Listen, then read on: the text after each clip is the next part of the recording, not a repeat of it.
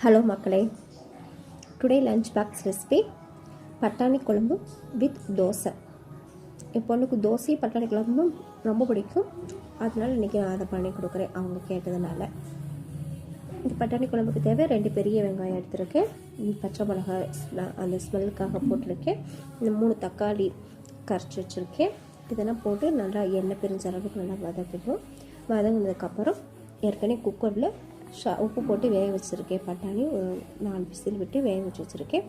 வீட்டில் அரைச்ச குழம்பு மிளகாத்தூள் 2 ஸ்பூன் போட்டுக்கிறேன். வேறு எந்த மசாலும் எக்ஸ்ட்ரா ஆட் பண்ணவே இல்லை. நான் எப்போயுமே எங்கள் வீட்டில் அரைச்ச மசாலா மேக்ஸிமம் எல்லா குழம்புக்கும் என்ன யூஸ் பண்ணுறது இந்த மசாலா மட்டும்தான். இப்போ வேக வச்ச பட்டாணி போட்டு மிக்ஸ் பண்ணிவிட்டு தேங்காயும் வேக வச்ச பட்டாணியில் ஒரு கரண்டி அளவுக்கு பட்டாணி 2யுமே நான் மிக்ஸில் அரைச்சி பேஸ்ட் ஆக்கி வச்சுருக்கேன். அந்த பேஸ்ட்டை இப்போ இதில் மிக்ஸ் பண்ணால் குழம்பு கொஞ்சம் திக்காக வரும், டேஸ்ட்டும் நல்லாயிருக்கும். ஏன்னா பட்டாணி சேர்த்து அரைச்சதுனால இந்த குழம்பு கொஞ்சம் டேஸ்ட் நல்லாவே இருக்கும். சாப்பிட்டு பாருங்கள். இந்த வீடியோ உங்களுக்கு பிடிச்சிருந்தா லைக் பண்ணுங்கள், கமெண்ட் பண்ணுங்கள், சப்ஸ்கிரைப் பண்ணுங்கள். தேங்க்யூ.